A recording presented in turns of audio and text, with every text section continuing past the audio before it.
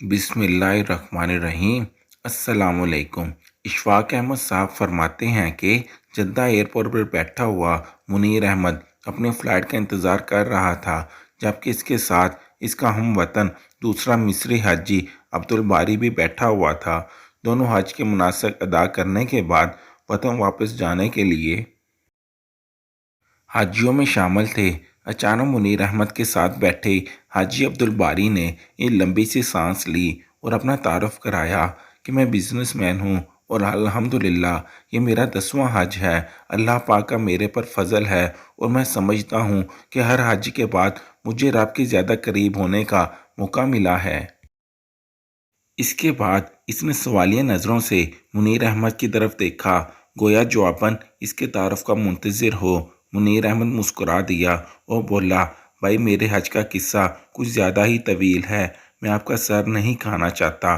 तो हाजी अब्दुल बारी ने कहा, कोई बात नहीं, हम यहाँ इंतज़ार के सिवा कुछ कर भी नहीं रहे। आप अपनी बात सुनाएं। मुनीर अहमद ख्यालों में खो गया, खोया फैसला न कर पा रहा हो कि अपनी कहानी को कहाँ से शुरू करे। इसने कहानी को यूँ शुरू की, मेरे भाई, मैं एक प्राइवेट अस्पताल में फिजियोथेरेपिस्ट हूँ। मैंने 30 साल अपनी तनख्वाह में से थोड़ी थोड़ी रकम कटवा कर हज की तैयारी की।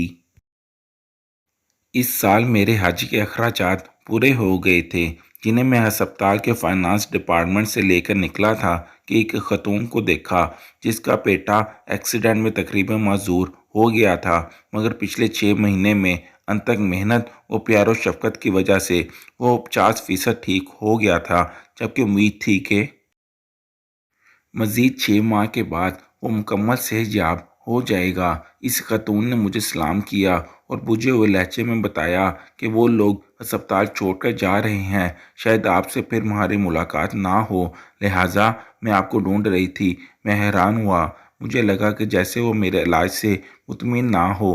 मैंने पूछा, क्या आप मेरे तरीका इलाज से मुतमिन नहीं हैं? खतून ने रोते हुए कहा, नहीं नहीं डॉक्टर साहब, ऐसी बात नहीं है।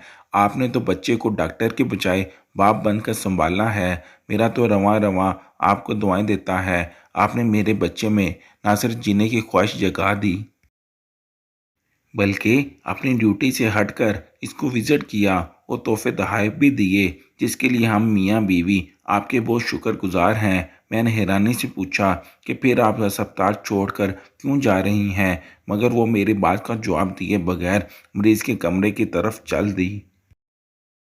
मैं सीधा एडमिन ऑफिस की तरफ गया और बच्चे का कमरा नंबर बताकर पूछा कि ये लोग अस्पताल क्यों छोड़ रहे हैं। वो छोड़ नहीं रहे, बल्कि इनको कमरा खाली करने का नोटिस दिया गया है। लड़के का वालिद जॉब से फारग कर दिया गया है, जिसकी वजह से वो लोग अस्पताल के चार्जेस देने के काबिल नहीं, लिहाजा इनको कमरा खाली करने के लिए कह दिया है। मैं वहाँ से मैनेजर साहब के ऑफिस में गया और इनसे दरख्वास्त की कि बच्चे का इलाज जारी रखने की इजाज़त दी जाए, मगर मेरी बात अभी पूरी भी नहीं हुई थी कि मैनेजर ने नहायत डाटाई से कहा कि मुनीर अहमद, ये एक प्राइवेट अस्पताल है, कोई चैरिटी इदारा नहीं है। यहाँ वही इलाज करा सकता है जो अखराजात की सकत रखता है। मैनेजर का दो टोक जवाब सुनकर यूं ही मैं मुड़ा तो मेरा दायां हाथ मेरी जेब से टकराया, जिसमें मेरे हज के पैसे रखे हुए थे। दफ्तर से निकलकर मैंने आसमान की तरफ देखा और कहा कि ऐ अल्लाह, तो अच्छी तरह जानता है कि मुझे तेरे घर आने का किस कदर शौक़ है, और अब जबकि मेरा ख्वाब एक हकीकत बनने वाला है, तो इस बच्चे की ज़िंदगी का सवाल खड़ा हो गया है। ऐ अल्लाह, मैं मजबूर हूँ, मगर तू बेनियाज है। मैं हज पे ना आ सका, तब भी मुझे अपने फजल से महरूम मत करना। मैं वहाँ से सीधा अकाउंट ऑफिस में आया और इस बच्चे के अगले 6 माह के अखराजात जमा करा कर इसका डिस्चार्ज आर्डर कैंसिल करा दिया। अल्हम्दुलिल्लाह, मेरा दिल सुकून से भर गया था, मगर हज पे ना जाने की किस्सक अपनी जगह थी। अब्दुल बारी ने बेचैनी से सवाल किया कि फिर आपने जब अपने हज के अखराजात इस औरत के बच्चे के इलाज के लिए दिए, आप हज पर कैसे आ गए? तो मुनीर अहमद ने कहा कि जब मैं घर आकर लेटा تو حج کے مناسک کا ایک ایک منظر میری نظروں میں گھوم رہا تھا۔ میں کئی بار بیت اللہ کا خیالی طواف کیا تھا، کئی بار اللہم لبیک اللہم لبیک کہتے مجمع کے ساتھ اپنی آواز ملا کر ان کا حصہ بن گیا تھا۔ پتہ نہیں کب میرے آنسو بہنا شروع ہو گئے اور میں بہتے آنسوؤں کے ساتھ ہی سو گیا۔ تو میں نے خواب میں دیکھا کہ میں بیت اللہ کا طواف کر رہا ہوں اور لوگ مجھے میرا نام لے لے کر حج کی قبولیت کی بشارتیں دے رہے ہیں، اور وہ کہہ رہے ہیں اے منیر احمد، اللہ نے تیرا حج قبول کر لیا، تو نے زمین سے پہلے آسمان پر حج کیا ہے، میرے حج کی قبولیت کے لیے بھی دعا کرو۔ میں اسی کیفیت میں تھا کہ فون کی گھنٹی نے مجھے جگا دیا۔ فون پر ہسپتال کے مینیجر تھا جو کہہ رہا تھا کہ ہسپتال کا مالک حج پر جا رہا ہے۔ وہ اپنے خاص معالج کے بغیر کبھی نہیں جاتا، مگر اس دفعہ اس کے مالک کی بیوی شدید بیمار ہو گئی ہے۔ وہ بیوی کو اس حال میں چھوڑ کر باز کے ساتھ حج پر نہیں جا سکتا، لہٰذا آپ کو ان کے ساتھ بھیجنے کا فیصلہ کیا گیا ہے۔ آپ اپنے ضروری کاغذات ہسپتال کے ایڈمن آفس میں جمع کروا دیں۔ میں نے سب سے پہلے تو شکرانے کے 2 نفل ادا کیے، پھر کاغذات آفس والوں کے حوالے کیے۔ یوں اللہ پاک نے مجھے اپنے گھر بلانے کا انتظام کر دیا۔ حج کے بعد ہسپتال کے مالک نے مجھے خدمات کا معاوضہ دینا چاہا تو میرے آنسو نکل پڑے، اور میں نے ان کو بتایا کہ اس نے مجھے حج کرا کر مجھ پر اتنا بڑا احسان کیا ہے کہ مجھے اپنے خادم بنا لیا ہے، لہٰذا میں نے جو بھی اس کی خدمت کی وہ اس کے احسان کے مقابلے میں کچھ نہیں ہے، لہٰذا وہ معاوضے کی بات کر کے مجھے گناہ گار نہ کرے۔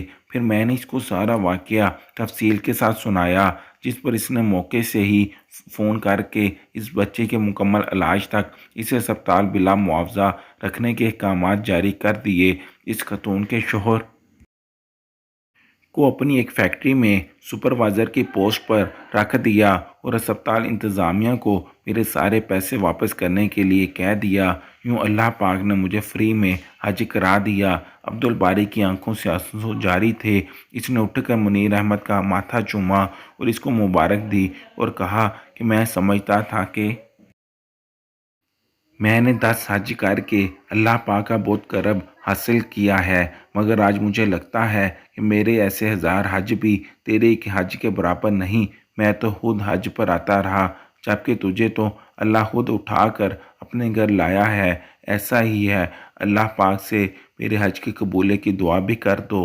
اشفاق احمد صاحب فرماتے ہیں کہ یہ اپنی عقل اور سوجھ بوجھ کی بات ہے کہ اگر حاجی عبدالباری کی جگہ اور کوئی کم عقل ہوتا تو وہ یہ سمجھتا بھی اور منیر احمد سے کہتا بھی کہ بھائی میں نے 10 حج کیے ہیں، ہر دفعہ میرا حج قبول ہوتا ہے، تبھی تو اللہ تعالیٰ مجھے بلاتا ہے، اور تیرا تو ابھی صرف ایک حج ہوا ہے، اس لیے میں تجھ سے زیادہ اللہ کے قریب ہوں، کیونکہ مجھے اللہ نے اپنے گھر 10 بار بلایا ہے۔ لیکن یہ معاملات ایک اللہ والا بہتر سمجھتا ہے، جس کے اندر عاجزی کوٹ کوٹ کے بھری ہو۔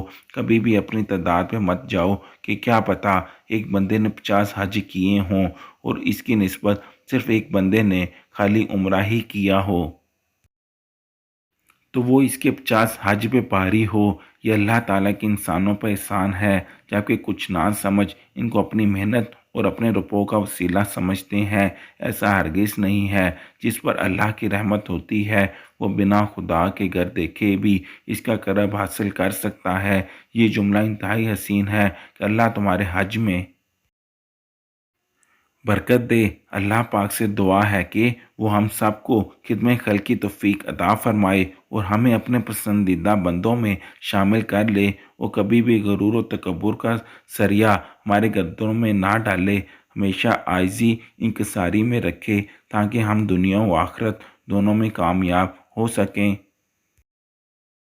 اور ہم سب کی مغفرت فرمائے، آمین۔ کمنٹ باکس میں حضور صلی اللہ علیہ وآلہ وسلم پر درود ضرور بھیجیے گا۔